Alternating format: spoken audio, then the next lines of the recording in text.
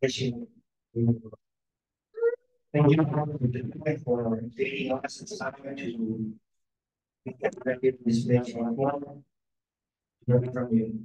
We have provided for Holy Spirit to work with us, each of us, and give the focus and the wisdom to discern and apply from your word.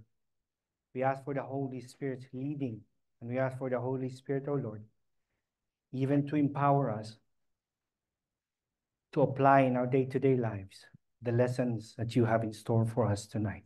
So, Father in heaven, we ask for your Holy Spirit to lead us, to take charge as we learn your word and even take over. In Jesus' name we pray. Amen. Amen. So, like always, ang ginagawa po natin is we tackle the scripture verse by verse, and then kinukuha natin yung pina-identify natin yung mga keywords, and then we expound, and then we learn from it. So, kaya now we are in chapter 11 and it has been 2 years. 2 years, no? 2 years plus na tayo sa Acts. So we started with Acts 1, we do passage by passage, and now we are in Acts 11. And this is a very important chapter. Hello! It's a very important chapter.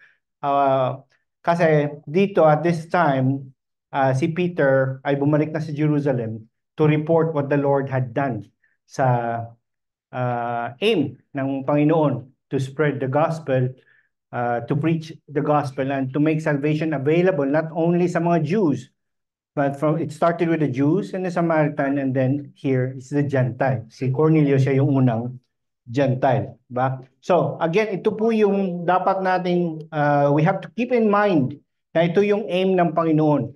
At the time na sa first century apostles, sa first century believers, ito na yung aim ng Panginoon as Paul wrote this later. Pero since the beginning, and even makikita natin, even mga Old Testament verses, makikita natin from there na it has been God's plan to spread salvation and not just to keep it in the Jews, sa mga Jews. Supposedly, ang Jews were in tasks to spread it to others, but sinolo nila eh. Kaya then the church came. So Galatians 3:28, there is neither Jew nor Greek, there is neither slave nor free man, there is no male and female, for you are all one in Christ Jesus. And this has been the plan, and this is what's going on, and that is why us, being Gentiles, are one with the Jews. We are one in Christ. There's no more Greek, there's no more Jew, there's no more Gentile. We are one in Christ. Pareho tayo ng citizenship. So as a recap, before tayo pumasok dun sa Acts 11, ito po yung last passage that we studied last time sa BS natin. So Acts 10:44 to 48. So in context, sa chapter 10, maalala natin that the Lord gave a vision to Cornelius. While Cornelius, sabi nga, ang alms niya, ang prayers niya ay na-receive ng Panginoon, and then the Lord wanted to do something, and the Lord gave him a vision to send man to Joppa to fetch Peter. At the same time, si Peter din has been given a vision by the Lord to show Peter na ano yung mga bumaba, yung sheet na nandun lahat ng iba't ibang klaseng animals, clean and unclean. To show Peter na there's no more Jew, there's no more Gentile, we are one in Christ. At wala na yung mga Old Testament dietary laws nila ay hindi na nag-a-apply kasi it divides people. So, and then pagkatapos ng prayer pagkatapos ng vision ni Peter, when he went down, nandun na yung dalawa at tatlo. Isang godly man, a devout man, at saka dalawang soldier. At ang ginawa nga ni Peter, he invited them to stay, and then the next day, they journeyed back to Caesarea Maritima, kung nasaan nandun si Cornelius. So they came from Joppa to Caesarea Maritima, 2 days journey. So when they reached there, so nandun pala, hindi pa nakapasok si Peter, what you call this? Sinalubong na siya ni Cornelius. At sinabi ni Cornelius na we are all here waiting. Hindi lang si Cornelius, hindi lang yung family niya. Andun din most likely, since Cornelius is a centurion, meron siyang 100 men minimum na hinahandle, plus yung mga friends niya, plus yung family niya. So we're talking about around 120 to 150 people nandun, naghihintay kay Peter pagdating ni Peter, ang sabi nila, we are all here, gathered, waiting to hear what the Lord has for us, has instructed you to speak to us. All, masabi, all that the Lord has instructed you to speak to us. So while Peter, ito na yung kasunod. So while Peter was still saying these things, he was talking about the gospel. He was talking about Jesus Christ being the cornerstone. He was talking about Jesus being the Messiah na kinrucified. So while Peter was still saying these things, the Holy Spirit fell on all who heard the word. So sino yung nandun na mga hindi Kristiyano? So yung household plus mga kasama ni Cornelius. And the believers from among the circumcised who had come with Peter were amazed. So ilan nga yung mga believers na kasama niya? 6, di ba? May mga 6 na sumama sa kanya, mga Jews. Because the gift of the Holy Spirit was poured out even on the Gentiles. Now, this is a big, what you call this? So timeline, di ba may mga, anong tawag nun? Ha? Yung mga accomplishment in the timeline, may mga milestones. This is a big milestone. Now, this is the first time that the Holy Spirit has been poured out to the Gentiles. No? So natapos na yung sa Pentecost sa Jews, and then sa Samaritan yung sa time ni Philip, and then this is the first time na binigay din the Holy Spirit and poured out on the Gentiles. For they were hearing them speaking in tongues and extolling God. So while Peter was still preaching, so most likely natapos niya yung gospel and faith took over from the Gentiles. And then the Holy Spirit indwelt them. And for us, take note that from then on, whoever believes in Christ, automatically, immediately the Holy Spirit indwells. No? So, because the gift of the Holy Spirit was poured out even on the Gentiles, for they were hearing them speaking in tongues and extolling God. So they were praising God and they're speaking in tongues. So we have studied this. The Greek word for that tongue is glossa. Ibig sabihin nun, known human languages.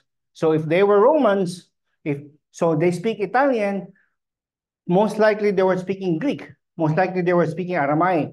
Most likely they were speaking Hebrew. Most likely they were speaking Bisaya. Kung may Bisaya dun, wala naman siguro, no? But the thing is, this word tongues, the Greek word niya is glossa, known human languages. No? Na hindi nila pinag-aralan, na it was a gift from God, na they were able to speak like Chinese all of a sudden. No? Then Peter declared, can anyone withhold water from baptizing these people who have received the Holy Spirit just as we have? So it was a common practice before. The moment a person believes, immediately they get baptized. Even in the context at that time, na yung nagpapabaptize is a public declaration that you're a follower of Christ, ay pini-persecute. But then, makikita natin yung sincerity and genuineness ng kanilang faith that even if you persecute me, I declare to the whole world that I'm a follower of Christ by the sign of baptism. And he commanded them to be baptized in the name of Jesus Christ. Then they asked him to remain for some days. So who commanded? Peter commanded them, the other 6 Christians from the circumcision party. So they were the one baptizing, not Peter. So yan po yung nangyari. So and they stayed for some days, they had fellowship. Maybe Peter continued teaching and preaching and teaching them about Christ, what happened from the time Jesus until he died. No? Now let's proceed. So before we proceed, we have concluded last time that through our study, salvation is available everywhere to anyone who believes. So whether you're a Jew, a Gentile, Samaritan, whatever is your race, it's available. And it is found in no one else but in Jesus Christ alone. Salvation is available, but only in Jesus Christ. God is not a respecter of persons, or there is no favoritism in God. No, there's no partiality. The door has been thrown wide open. Let us share the gospel with anybody and everybody. So yan yung conclusion natin last time. Now let's go to our text. So we have 18 verses. No? 18. 8 pa lang yan. May 10 pa next to this. And remember, we tackled it verse by verse. So let us read. Now the apostles and the brothers who were throughout Judea heard that the Gentiles also had received the word of God. So speaking about Cornelius and his household. And when Peter came up to Jerusalem, those who were circumcised took issue with him, saying, "You went to uncircumcised men and ate with them." But Peter began speaking and proceeded to explain to them in orderly sequence, saying, "I was in the city of Joppa praying, and in a trance or vision, I saw a vision, an object coming down like a great sheet lowered by four corners from heaven, and it came right down to me. And when looking closely at it, I was observing it and saw the four-footed animals of the earth and the wild beasts and the crawling creatures and the birds of the sky, clean and unclean animals. And I also heard a voice saying to me, "Rise up, Peter, slaughter and eat." But I said, "By no means, Lord, for nothing defiled or unclean has ever entered my mouth." Verse 9 to 16. But the voice from heaven answered a second time, "What God has cleansed, no longer consider defiled." And this happened 3 times, and everything was drawn back up into heaven. And behold, immediately 3 men appeared at the house in which we were, having been sent to me from Caesarea Maritima. And the Spirit told me to go with them without taking issue at all. These 6 brothers also went with me, and we entered the man's house of Cornelius. And he reported to us how he had seen the angels standing in his house and saying, "Send to Joppa and summon Simon, who is also called Peter, and he will speak words to you by which you will be saved." Speak words, preaching the gospel. Now, who's saying this? This is Cornelius. Ito naman yung vision ni Cornelius. Gaya niyang paupo dyan at pumapalag eh. You'll be saved. You and all your household. Sino yun? Si Glenn? You and all your household. And as I began to speak, parang may napagalitan. And as I began to speak, the Holy Spirit fell upon them just as he did upon us at the beginning. And I remembered the word of the Lord. My speaking in tongues then. Then I remembered the word of the Lord, how he used to say, "John baptized with water, but you will be baptized with the Holy Spirit." Therefore, if God gave to them the same gift, which is the Holy Spirit, as he gave to us also after believing in the Lord Jesus Christ, who was I that I could prevent God's way? And when they heard this, they quieted down and glorified God, saying, "Well then, God has granted to the Gentiles also the repentance that leads to life." So yan po yung pag-uusapan natin verse by verse. Okay, let's proceed. So Acts 11, 1 to 2. Keywords. Now the apostles and the brothers who were throughout Judea heard that the Gentiles also had received the word. So this is about Cornelius.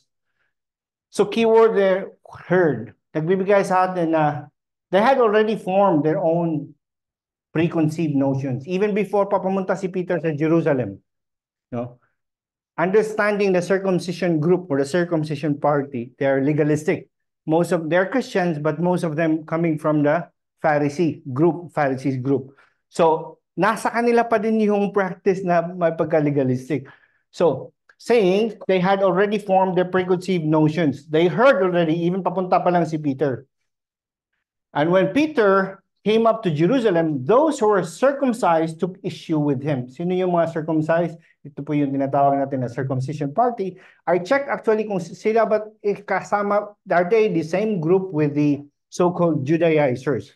Most likely the same kasi ang campaign ng mga Judaizers, circumcision pa rin. The same, of course, they're called the circumcision party because they believe na dapat ma-circumcise ang isang Gentile. Para bang sinasabi, they have to be a Jew first before they become Christians. So these are Jewish Christians who believe that circumcision should be required for Gentiles who seek to identify with the people of God and the followers of Jesus, the Messiah. So parang two-step yung mga Gentiles. Before you become a Christian, kasi yung mga Christian at this time, may dugong Jew. Jews and Samaritans. Now, with the Gentiles, parang nag-o-object sila kay Peter. Siner mo yung gospel. Now, we heard na Gentiles also received the word of God. So they're complaining na dapat they have to be circumcised from Gentile, maging Jew muna sila. Kasi naisip nila, yun sila eh. Jew muna sila and then maging Christian. The only way to become a Christian was to become a Jew first. Mabasa natin yan sa Acts 15:5. Yun yung pinag-usapan nila. Na he has to become a Jew first, then Christian. To observe the law of Moses, not to forsake them. So they are so big in following the law of Moses. But take note, circumcision was not part of the law of Moses. Tradisyon yan, di ba napag-aralan natin before? Circumcision ay tradisyon at pinasampasa at eventually they somehow call it law, part sa law of Moses. But if you really go back, hindi siya kasama sa law of Moses. So, gusto lang nila talaga na it's not that easy for you Gentiles na naalala niyo yung pinag-usapan natin before na yung mga Gentiles even if somebody coming from a Jewish person that would go out from the country of Israel na yung dust ng feet niya pag pumasok siya nadala-dala yung dust ng feet niya from a Gentile country ay nagde-defile sa Israel ganun they hated each other. Now this time they heard na pati Gentile received the same gift. Kaya yan lang yung objection ng mga yung mga circumcision group. So let's proceed. So it was not easy for them to swallow na magiging equal na tayo ngayon ng mga Gentile. Hindi ba enough yung magiging equal tayo sa mga Samaritan? Now, Gentile pa. No? So ito yung objection nila dito. What else? Took issue. And when Peter came up to Jerusalem, those who were circumcised took issue. Ano ibig sabihin ng took issue? It's one word actually in Greek. No? Diakrino, in other translation, it says contended or criticized. So they were not friendly to Peter at all. No? So when papunta pa lang si Peter, maybe yung mga ulo nila, yung umusok na sa galit. They were really enraged. No? So have a dispute including doubts. So ito yung mga meaning. I got it from Discovery Bible. I got this from John MacArthur Study Bible. I got it from the Reformation Study Bible. I got it from the John Calvin Commentary. Thoroughly back and forth, which intensifies. So they took issue, they contended with them back and forth. So it's not one time. At nag-intensify. So pataas, most likely, maisip natin, we can just imagine, na yung tone of voice nila ay tumataas na. Na makikita mo yung galit nila. It is in the imperfect tense, which means it was prolonged. So when it says they took issue, hindi lang na ayaw namin sa ginawa mo. They argued with him for so long. The legalists hassled him continually. So they hassled Peter continually.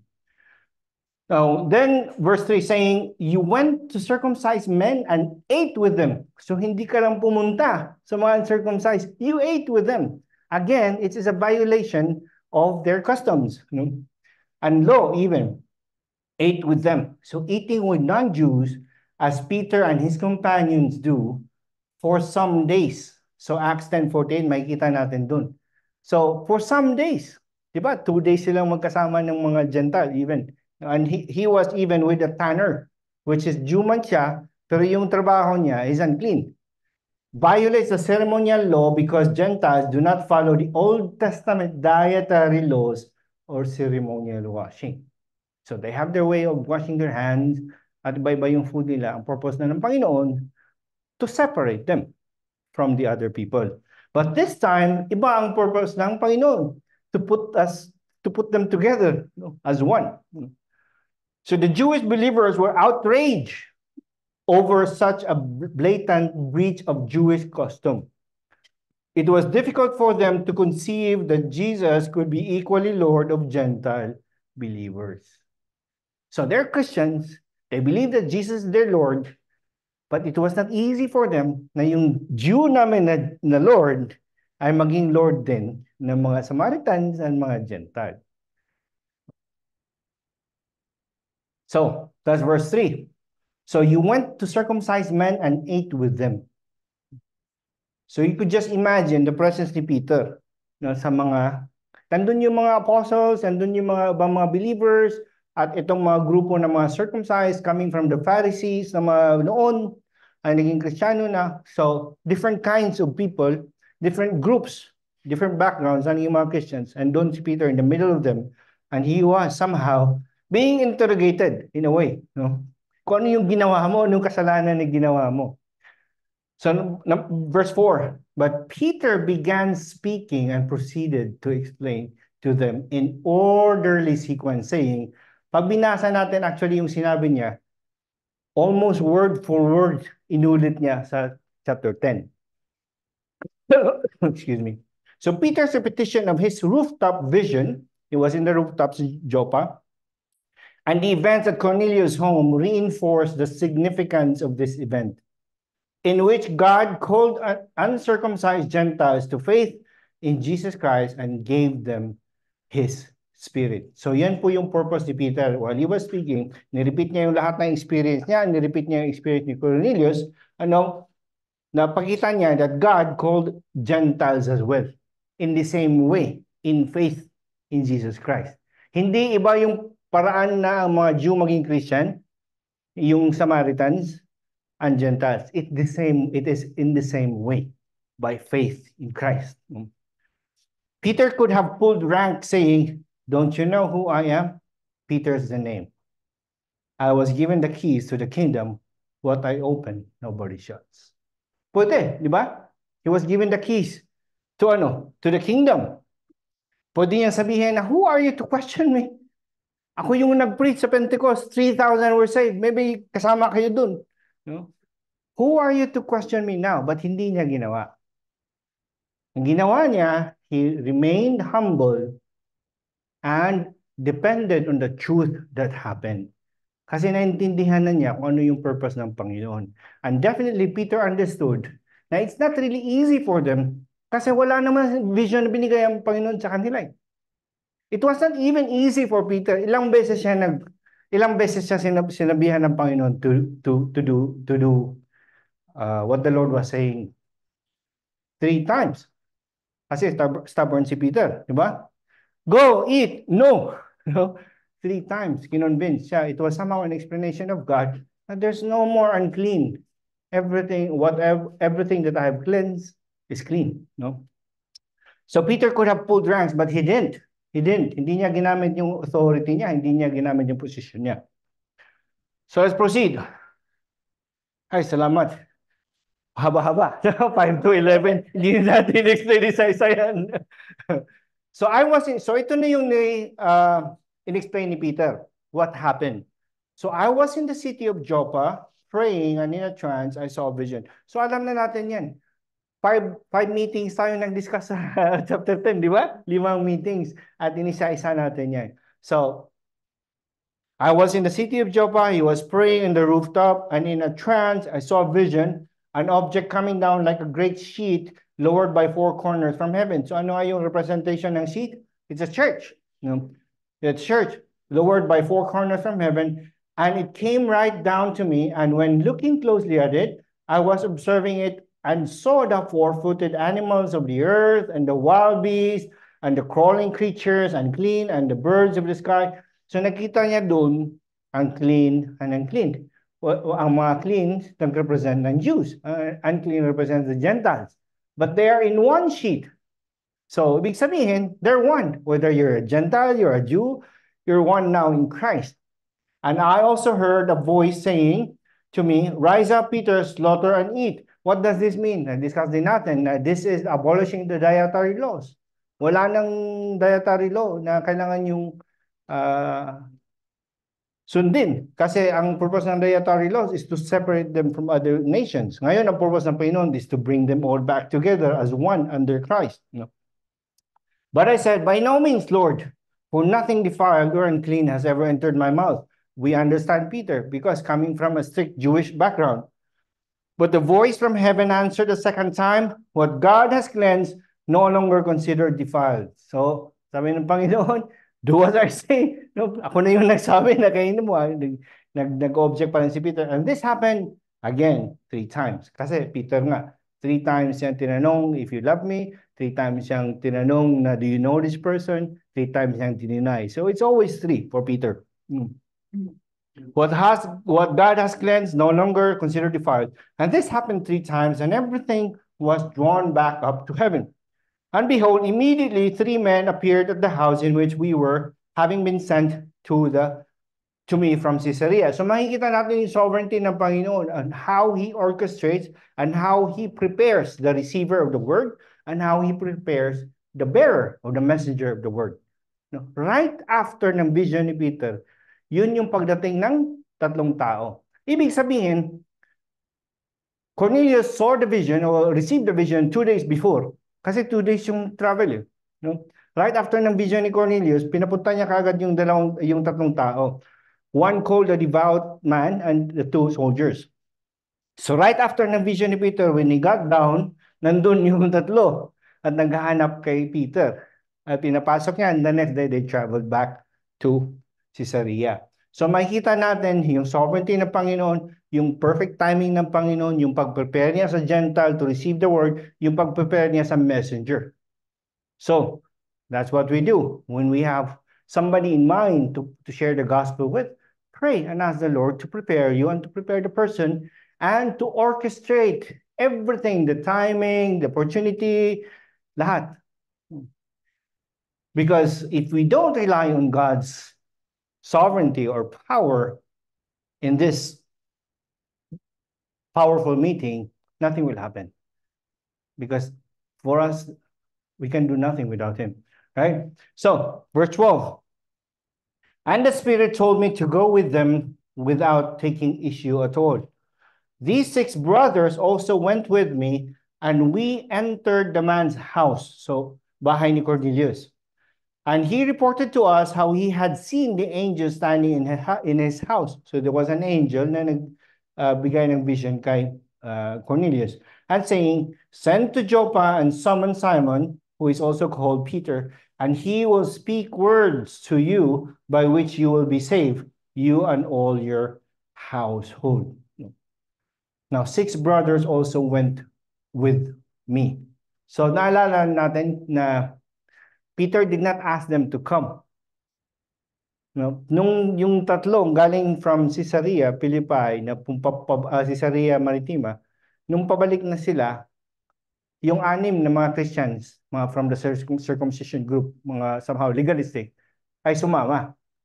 I don't know kung ano kaya yung goal nila, but I know it was God's plan to bring them there to witness what the Lord will do sa mga Gentiles. So they were witnesses of what took place. And they were amazed, di ba? Ang sabi dun sa chapter 10, they were amazed kung nakita nila when the Spirit was poured upon the Gentiles. And they started speaking in tongues. Jews knew Egyptian law. Now here's the word, number 6 naman. Although, pinag-aralan ko lang and somehow some commentators, mga commentaries and mga Bible scholars and theologians mention this, ang significance ng 6 brothers. But alam naman natin ang number lang ng witnesses sa mga Jews, 3 lang naman, di ba? Here, 6. So si Peter yung pampito. Now, Jews knew Egyptian law which states that where there are 7 witnesses, the case is closed.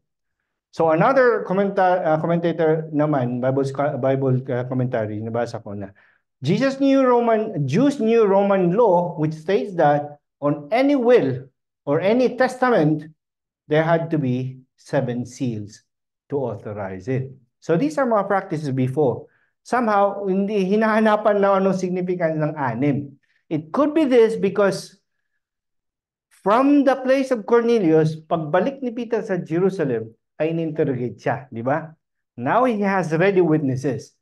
Kung anong gusto niyong law, Roman law or Egyptian law or Jewish law, double. So so he had enough witness. So it's not only the 6 people, but makikita din natin ano pa yung isang ginamit ni Peter to verify the experience. You and your household.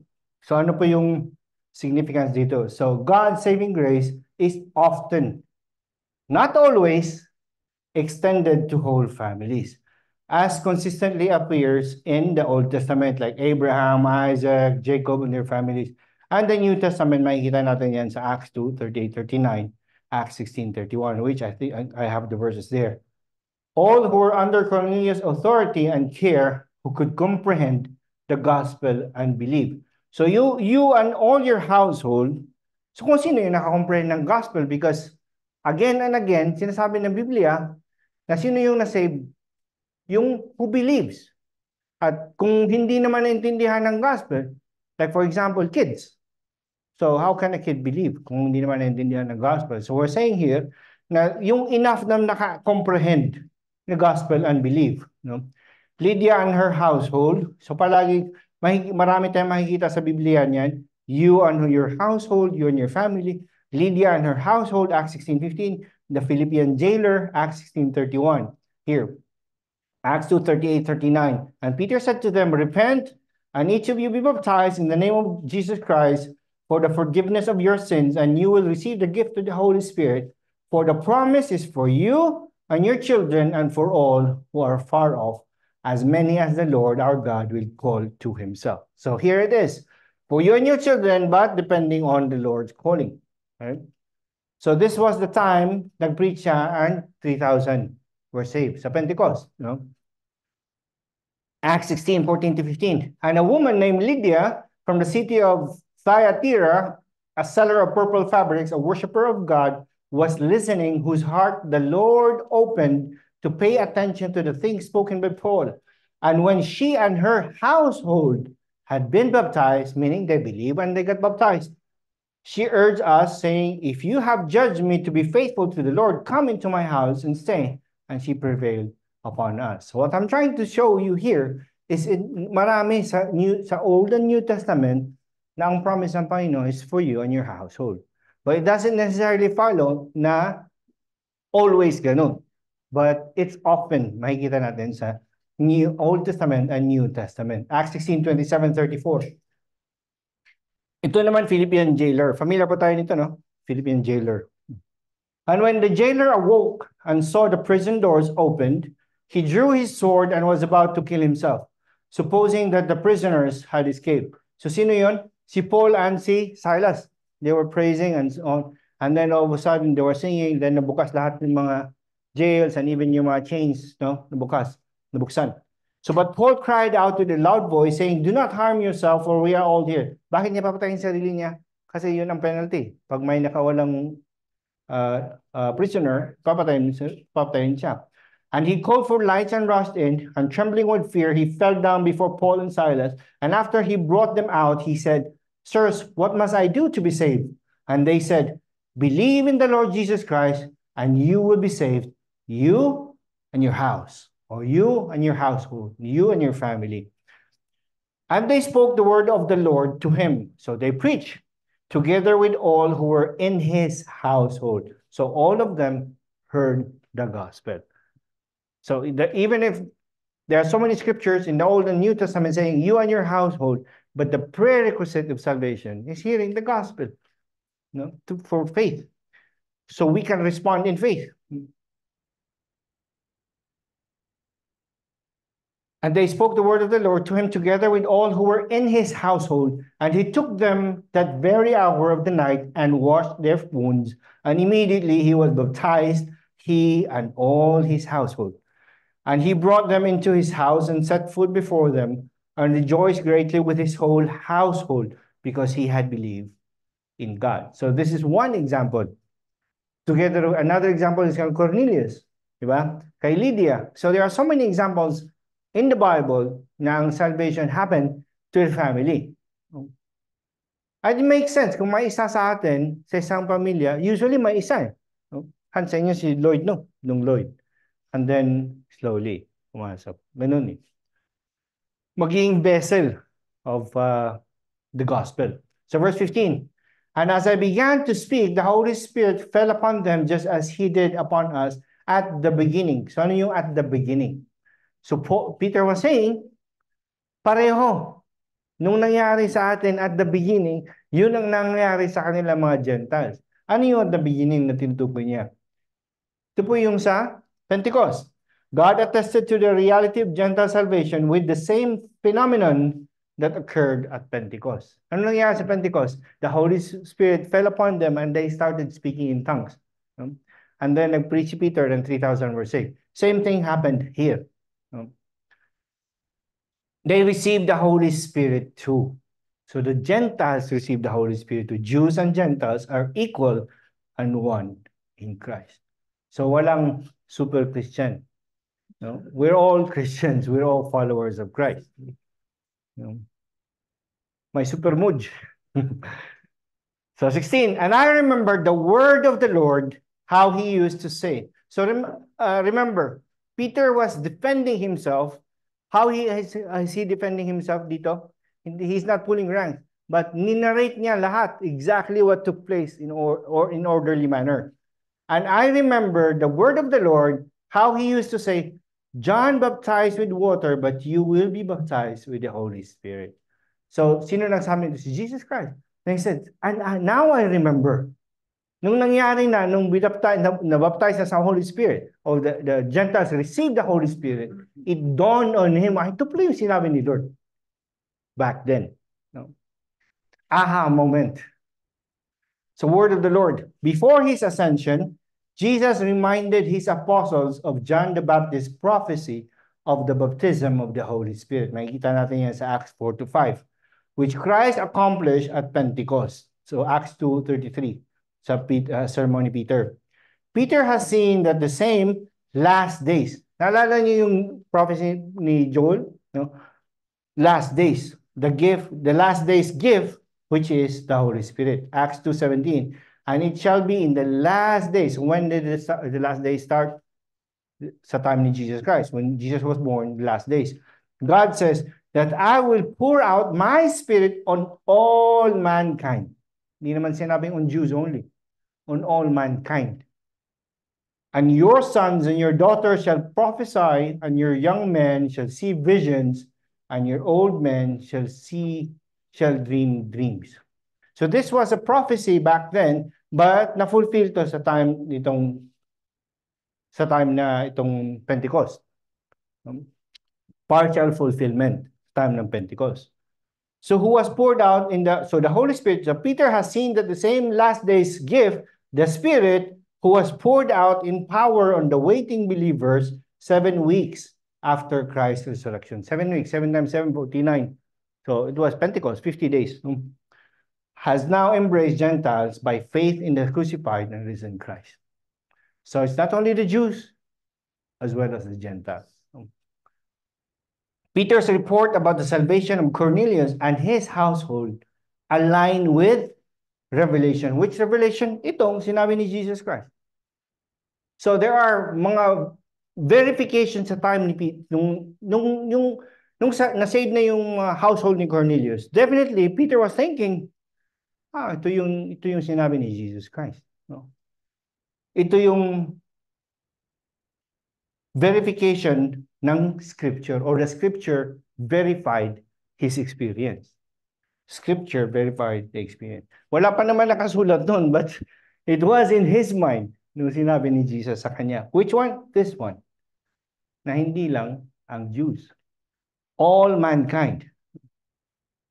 Next, who was I? Now, verse 17 na tayo.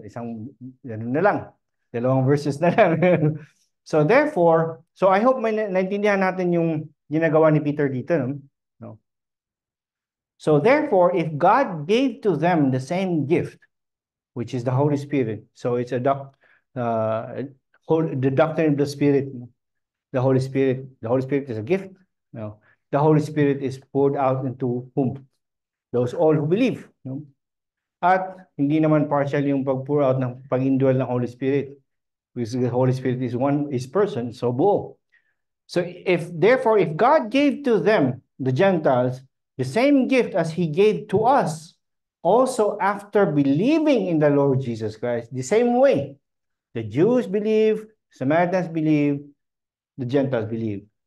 In the Lord Jesus Christ, who was I that I could prevent God's way? So here's another keyword here. Keywords. Who was I? So Peter's purpose in telling this story was to show that God was in charge of everything that had happened. Remember, he's defending. So after niya ninarrate, sabi niya, so ito yung nangyari. The Gentile was given a vision. I was given a vision. Everything fall in order to the dot. And then sabi niya, who was I? Who was I that I could prevent God's way? He's saying, this is God's way. And who am I? I'm just Peter. Peter's purpose in telling this story was to show that God was in charge of everything that happened. It's not him. Hindi siya yung nag-orchestrate ng nung ginawa niya. Hindi yung sinabi ni maybe at the back of the mind of those people saying it was only Peter's initiative to go out and preach to the Gentiles. But here he's saying, no, it's not me. No, it's God. The main point is about God's authority versus human opinions. Sino ang mga opinion ng mga circumcised group, no? Circumcision group. Peter insists that he acted correctly and orderly by obeying God. How? Through the vision. Through the vision. He preached the gospel where Christ gave the Spirit's gifts. So now, isang tanong dito, while I was studying this, pumasok sa isip, what if hindi nag-obey si Peter? Ano kaya mangyari? No, he was given the chance, he was given the vision to go and share the gospel to Cornelius. What if hindi siya nag-obey? What do you think? God will use another person or somebody else. Or like Jonah. No? Like Jonah. Ano nangyari kay Jonah? Sino pa pinapapreach siya saan? Sa mga Levites. So this at the end of the day, God is sovereign. No? At the end of the day, pag mag-resist ka, pain lang sa'yo, ma-accomplish pa rin yung purpose ng Panginoon. No? So the main point is about God's authority versus human opinions. Peter insists that he acted correctly and orderly by obeying God. He preached the gospel where Christ gave the Spirit's gifts. Next, keywords. So who was I that I could prevent God's way? So now he's saying, this is God's way. What took place is not my way, but God's way. No? I could prevent God's way. It was God's will to save both Jews and Gentiles as first promised to Abraham pa lang. In you, all the families of the earth shall be blessed. All the families of the earth shall be blessed. Genesis 12:3. And I will bless those who bless you, and the one who curses you, I will curse, and in you all the families of the earth will be blessed. Sometimes kasi may preconceived interpretation ng scripture ay hindi mo makikita. Na here, all along, Genesis pa lang, ilang beses nang sinabi na salvation is not only to the Jews, but the Jews are supposed to be the instrument or the vessels to proclaim salvation throughout the earth. Acts 3:25-26. It is you who are the sons of the prophets and of the covenant which God made with your father, saying to Abraham, and in your seed all the families of the earth shall be blessed. Jesus, for you first, God raised up his servant and sent him to bless you by turning every one of you from your wicked ways. So that's the way. Repentance. What else? Galatians 3:6-8. Just as Abraham believed God and it was counted to him as righteousness, so know that those who are of faith, those are sons of Abraham. And the scripture foreseeing that God would justify the Gentiles by faith. Foreseeing. Proclaimed the gospel beforehand to Abraham, saying, all the nations will be blessed in you. So Paul is saying this. Matagal na sa time pa ni Abraham. No?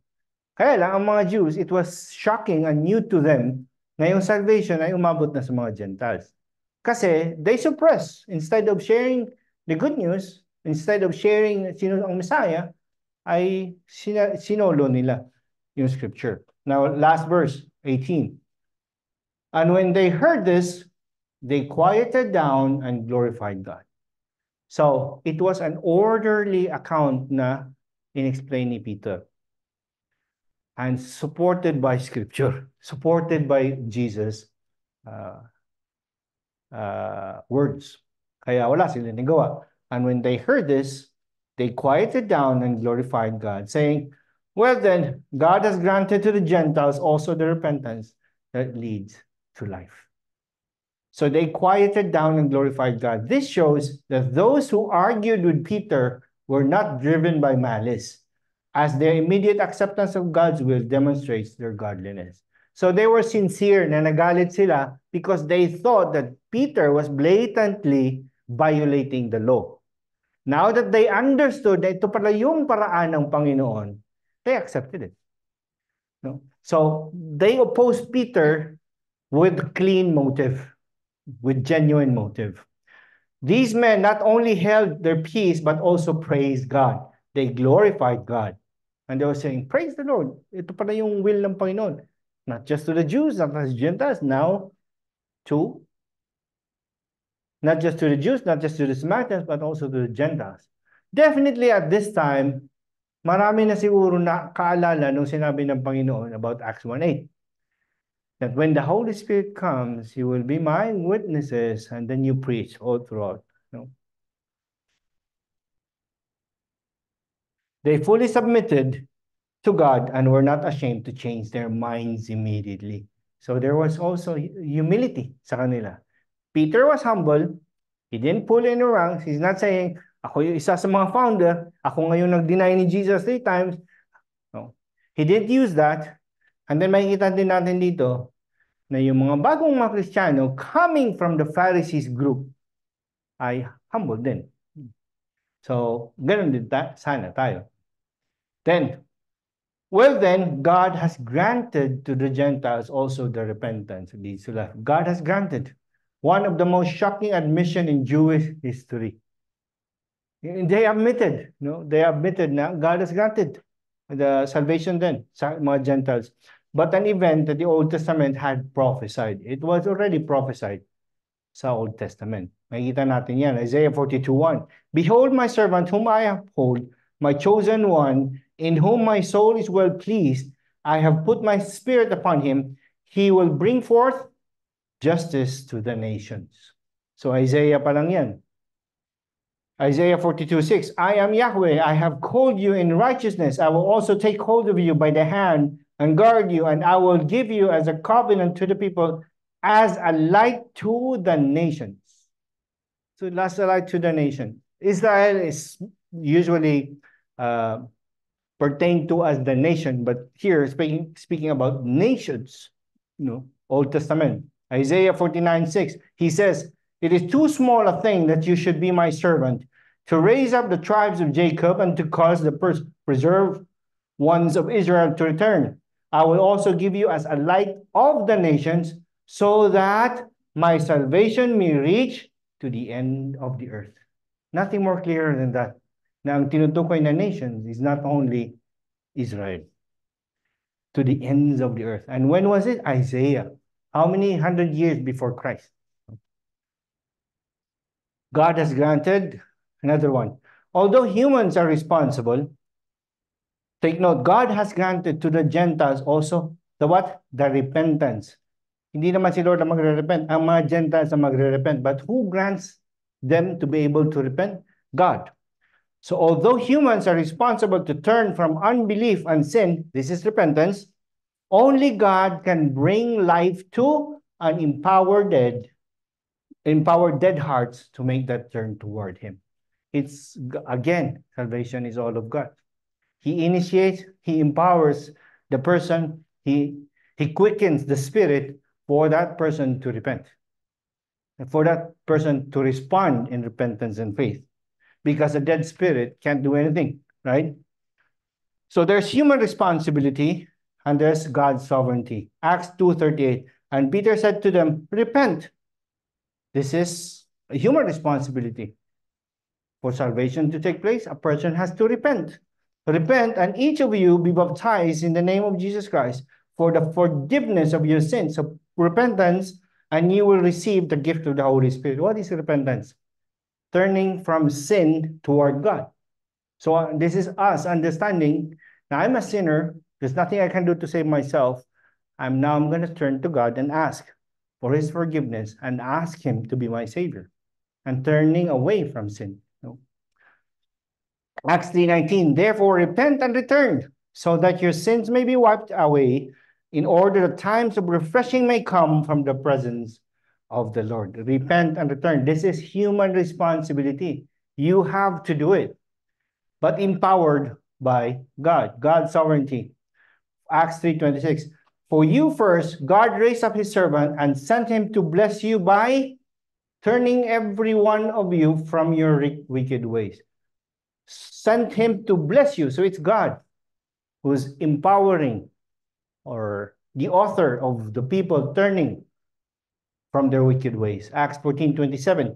And when they had arrived and gathered the church together, they began to report all things that God had done with them and how he had opened a door of faith to the Gentiles. So God opens the door. However, there's a human responsibility. We must respond to God's calling in faith and repentance. Acts 16:14. And a woman named Lydia from the city of Thyatira, a seller of purple fabrics, a worshiper of God, was listening, whose heart the Lord opened to pay attention to the things spoken by Paul. Who opened her heart? The Lord opened the heart. So when you start to seek God, the Lord has been working in your heart. And if you are sincere enough, it should end up in us repenting and entrusting our lives to Christ. So Gentiles also repentance that leads to life. What is the repentance? It should be repentance that leads to life. Biblical repentance means sorrow for sin and a change of heart that turns from sin toward God. What does it mean? Ang repentance, hindi yung sorrowful ka kasi nahuli ka. Ang repentance is you understood that sin is a violation to God. It's a violation of God's command. It displeases God. Now you're sorrowful and you don't want that. You have a change of heart now that turns from sin and you go after God. So yan ang tunay na repentance. No? The repentance that leads to life. It's not some people kasi nagre-repent pag nasa precinct na, nahuli na. Pag hindi pa nahuli, hindi naman magre-repent. The fruits of repentance are good works to which God calls us. And we see these good works sa mga verses na ito. Ibig sabihin, if a person is genuinely repenting or has repented, my fruit, my result, my evidence. Acts 20:21, solemnly testifying to both Jews and Greeks about repentance toward God and faith in our Lord Jesus Christ, toward God and faith in our Lord Jesus Christ. But kept declaring both to those of Damascus first, and also at Jerusalem, and then throughout all the region of Judea, and even to the Gentiles, that they should repent and turn to God, practicing deeds appropriate to repentance. So there are deeds appropriate to repentance. When you say nagrepent ka na, dapat makikita sa actions natin. Not only sa words. Luke 3:8, therefore bear fruits in keeping with repentance. Bear fruits in keeping with repentance, and do not begin to say to yourself, we have Abraham for our father. For I say to you that from these stones, God is able to raise up children to Abraham. So, you're saying na, huwag kayong magdepende that you are a descendant of Abraham. But bear fruit in keeping with repentance, because God can just turn stones to worship as worshipers for him. Ephesians 2:10, for we are his workmanship created in Christ Jesus for good works. So the result of salvation is good works. That's our purpose. God has created us for good works, which God prepared beforehand so that we would walk in them. So what's the point? Repentance produces fruit. There's always fruit. Hindi lang up to the words ang repentance, but it translates to our actions. So we are done. So we have 2 questions. May prize pa tayo? Oh, meron? Really? Ha? Ha?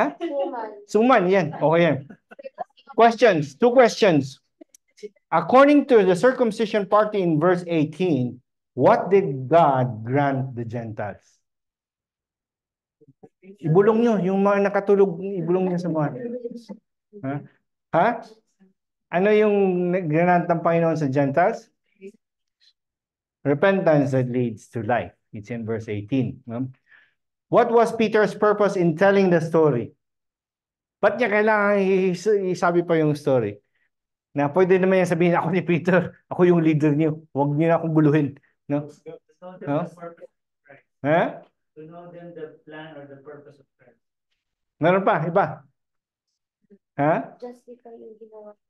To justify yung ginawa niya. Meron nga, oh. May price talaga. So, anybody else? 1, 2. Alam na in-charge yung Panginoon. See, galing. To show that God was in charge of everything that happened. Na hindi siya yung in charge, pinakita niya. See? Ang Cornelius, may vision. Ako may vision. Lahat pinlano ng Panginoon. So, it was, he had to tell the story to show that it's God, it's not me. So, wag niyo, don't shoot the messenger. Pag may objection kayo, go. Object to God. So, conclusion, again, inad ko na lang because it's the same, actually. Salvation is available everywhere to anyone who believes, and it is found in no one else but in Christ Jesus alone. It's available to anyone but through Christ alone.